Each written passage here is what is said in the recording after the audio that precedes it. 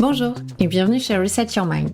Ici, nous parlons vrai, de la vraie vie, de ce qui se passe vraiment pour nous, dans nos équipes, au quotidien, avec nos boss ou lorsque c'est nous, la boss. Ça y est, les vacances approchent. Enfin, presque. Parce que si nous sommes honnêtes, cette simple idée provoque pour beaucoup plus de stress que de soulagement. Vous voyez ce moment où l'on ferme le dernier email, où l'on pose son téléphone en se disant « Ça y est, je suis venu à bout de cette dernière semaine, de cette dernière année, je vais pouvoir souffler. » Sauf que au lieu de souffler, la plupart du temps, c'est le grand rush. Vos enfants se jettent sur vous, vous demandent pour la 10e, 20e ou 100e fois si on part, où on part, chez qui on va, est-ce qu'on peut emmener la console de jeu? Ou alors votre belle-mère, votre mère, votre partenaire qui commente d'un ton un peu faussement inquiet, mais tu travailles encore? Tu ne profites jamais de tes vacances. Et surtout, on a cette petite voix intérieure qui murmure « T'es sûr? Est-ce que t'as tout bouclé ?» Et s'il y avait un problème pendant ton absence? Et vous partez avec 2 valises sous les yeux et une checklist mentale interminable. Je me trompe? Pourquoi? Pourquoi est-ce qu'on s'impose ça? Parce que pour beaucoup d'entre nous, les vacances ne sont pas un plaisir, mais une nouvelle épreuve. Et le lâcher-prise devient alors une montagne à gravir. Puis, on culpabilise un petit peu aussi, de laisser les équipes toutes seules, de ne pas profiter assez de nos enfants, ou de nos familles, ou de nos proches.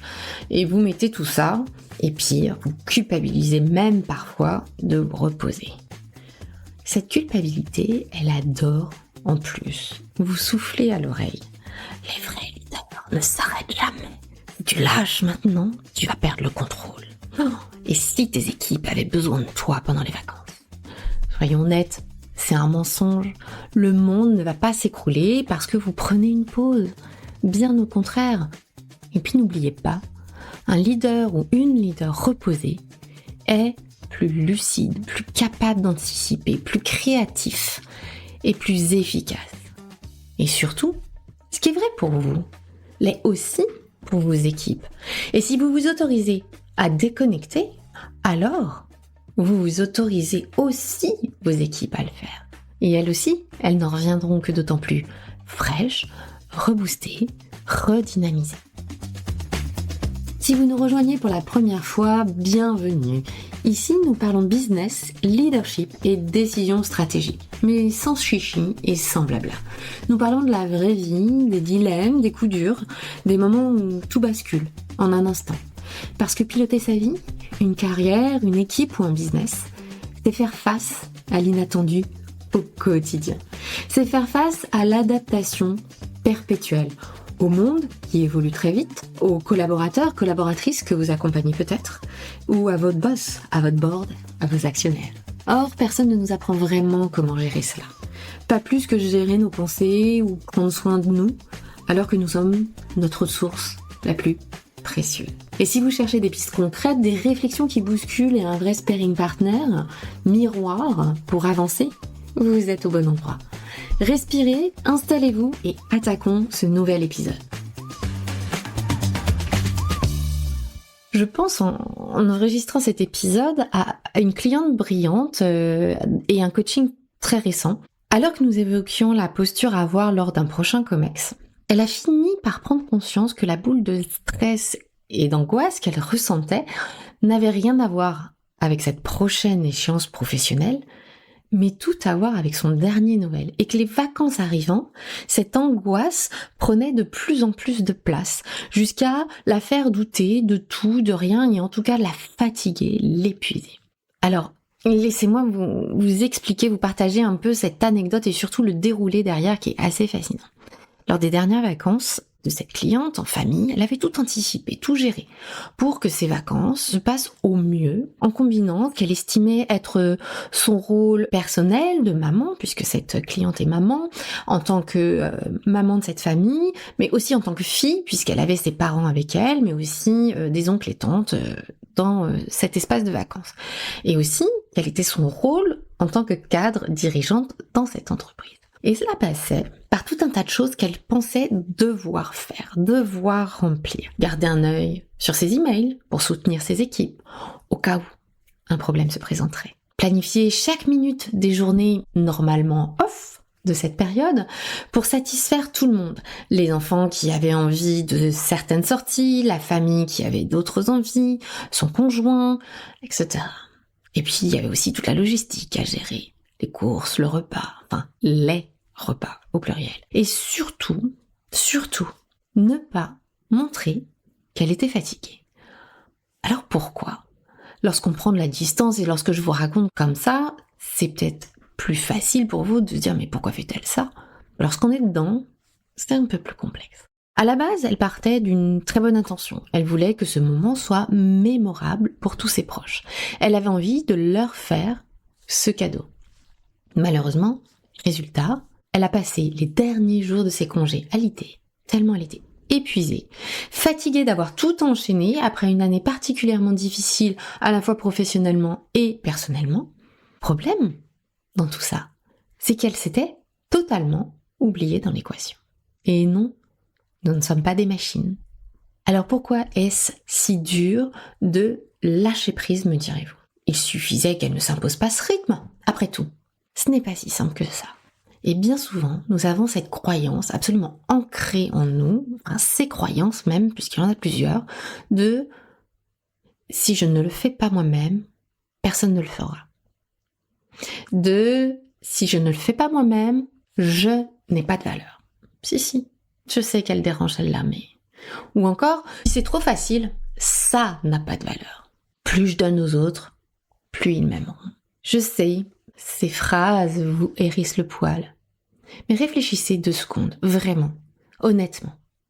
Ces phrases n'ont-elles pas leur part de vérité dans vos actions et dans la manière dont vous vous surchargez la plupart du temps ? Alors posez-vous cette question. À qui cherchez-vous à prouver quelque chose ? Et pourquoi ? Surtout, pensez-vous que tout dépend de vous ? Lâcher prise signifie-t-il vraiment abandonner ? Ou lâcher prise ne signifierait-il pas, au contraire, reprendre le pouvoir ? Pour moi, lâcher prise, y compris dans un contexte comme le nôtre, et dans un contexte de vacances à venir, lâcher prise, c'est décider.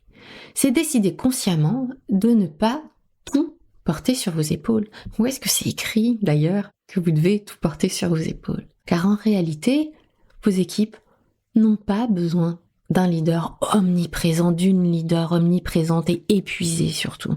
Vos équipes ont besoin d'un ou d'une leader lucide, disponible, capable d'anticiper, clairvoyant et capable de les guider après les vacances, qui leur montre l'exemple à suivre, qui s'autorise aussi à être humaine et donc de se reposer pendant cette période, qui priorise les choses pour avoir un équilibre qui lui permette de performer.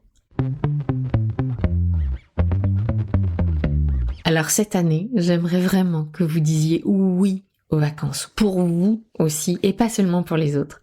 Combien de fois avez-vous dit oui à absolument tout ? On fait un déjeuner chez Tante Jeanne ? Oui. On part randonner à 7h du matin ? Oui. On peut aller au karting pour les enfants ? Oui. On peut aller au ciné, machin, pendant les vacances ? Oui. Au fait, j'ai invité les amis un tel et un tel. Oui.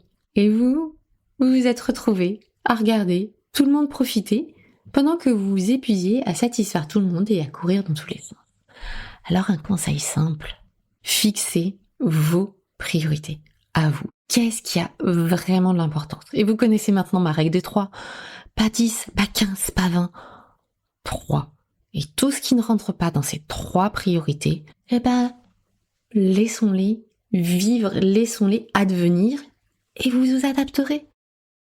Imaginez que vos vacances sont un projet professionnel. Quels sont vos objectifs pour ces quelques jours à venir ? Du repos ? Du temps pour vous ? Une activité qui vous nourrit parce que vous avez besoin cette année de vous ressourcer ? Ou tout simplement de passer du temps avec vos proches, vos enfants ou vos ascendants à jouer, à faire des jeux de société, à lire au coin du feu. Quelles limites allez-vous poser non pas contre vos proches ou vos amis, mais pour vous ? Vous n'êtes pas là pour sauver les vacances de tout le monde. Vous êtes là pour profiter, vous aussi, un petit peu. Alors à quoi avez-vous envie que vos vacances ressemblent cette année? À quoi avez-vous envie de ressembler, vous, pour ce début d'année à venir aussi, en rentrant de ces vacances?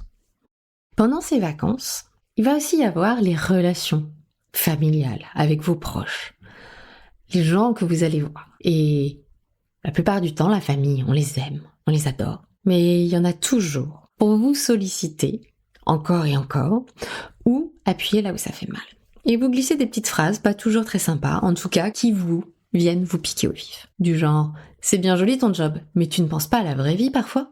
Fameuse remise en question passive-agressive de votre équilibre pro-perso justement, qui est si difficile à trouver au quotidien, donc sujet toujours un peu sensible. Ou alors, à ton âge, on n'avait pas besoin de tout ça, nous, pour réussir. Et oui, mais ça, c'était avant. Sous-entend que vos méthodes modernes sont superflues? Peut-être, mais c'était avant. Alors voici mon petit guide de survie à ces remarques qui vous touchent et nous affectent bien trop, qui réveillent peut-être aussi des frustrations. Prenez déjà une grande inspiration. Vous savez comme tourner cette fois sa langue dans sa bouche avant de répondre. Et avec un sourire bienveillant aux lèvres, non pas pour votre interlocuteur ou votre interlocutrice, mais bien pour vous sourire à vous-même. Voici quelques phrases boucliers à utiliser et adapter aussi, sans modération. La première, c'est gentil de t'inquiéter, mais tout va bien de mon côté. C'est une réponse polie pour désamorcer sans rentrer dans le débat. En fait, vous renvoyez. La deuxième, on va dire que chacun a sa méthode. Et moi, celle-ci me convient parfaitement. Toujours avec le sourire, n'est-ce pas? Une façon élégante d'affirmer votre position tout en respectant la personne que vous avez aussi en face de vous. Sinon, on sait que ça peut très vite partir en pugilat aussi. Troisième exemple de phrase bouclier, c'est la fête. Profitons-en pour parler de tout, sauf de ça. C'est un moyen ferme, mais bienveillant, de recentrer la discussion sur l'essentiel. Passer un bon moment ensemble, au-delà des divergences d'opinion, au-delà des éventuels désaccords. Quatrième exemple de phrase à garder et à sortir de votre poche arrière à chaque fois que vous en aurez besoin.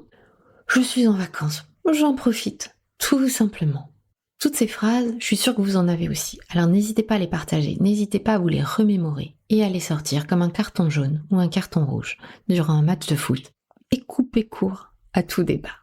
Rappelez-vous, ces remarques ne vous définissent pas. Elles ne disent absolument rien de vous, mais bien tout des codes, des peurs, voire des angoisses de la personne qui vous les dit.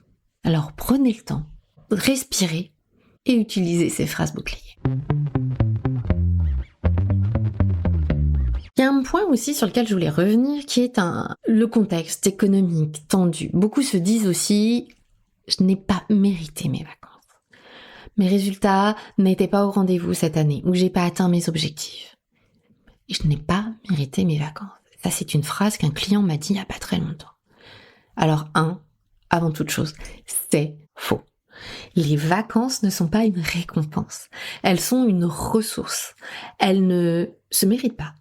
Nous en avons juste besoin dans le monde actuel qui est le nôtre pour sortir de cette roue de hamster, pour faire pause, pour se détox, se déconnecter des réseaux sociaux, se déconnecter de cette urgence perpétuelle de production. Et si vous ne vous reposez pas, vous reviendrez encore plus épuisé, avec moins de lucidité et donc moins d'impact. Il me semble que c'est tout sauf ce que vous avez envie de construire. Alors accordez-vous quelques minutes avant de partir en congé. Faites le point. Vous savez, ce fameux bilan que l'on trouve toutes et tous super intéressant à faire, mais qu'aucun de nous ne prend jamais le temps de faire.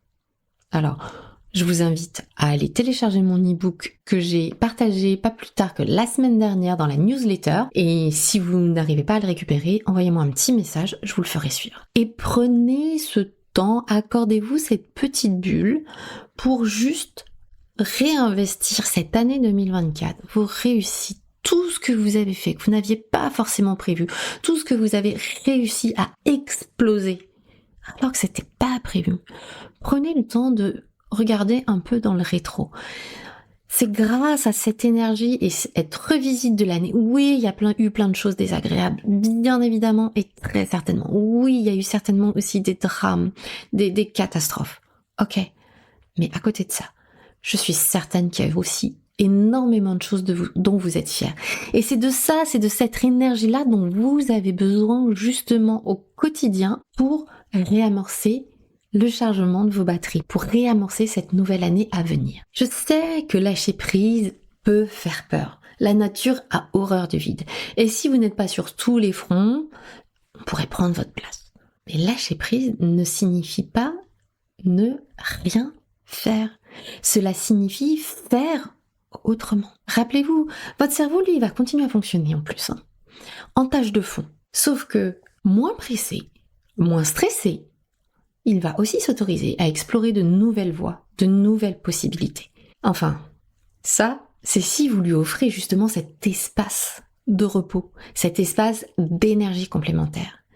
Et faire autrement, cela se traduit peut-être par prendre un peu de temps seul, une marche, du sport, un livre, une activité quelconque, mais quelque chose qui vous nourrit.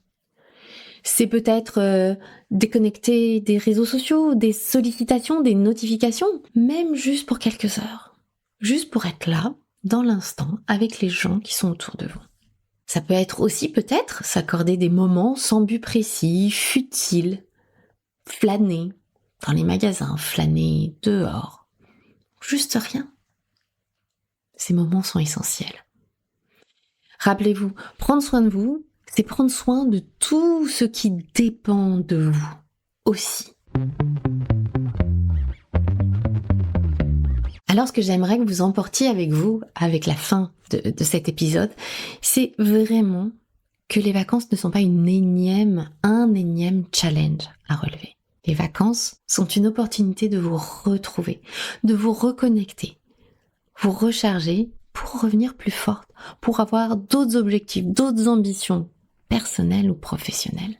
Et n'oubliez pas que ces moments sont propices aussi à la reconnexion de vos proches, à la redécouverte de vos proches. Donc je finirai cet épisode par 3 questions pour vous, que j'aimerais que vous emportiez avec vous. Qu'allez-vous lâcher pour profiter pleinement de tout ce qui va se présenter à vous dans les quelques jours? On parle juste de quelques jours.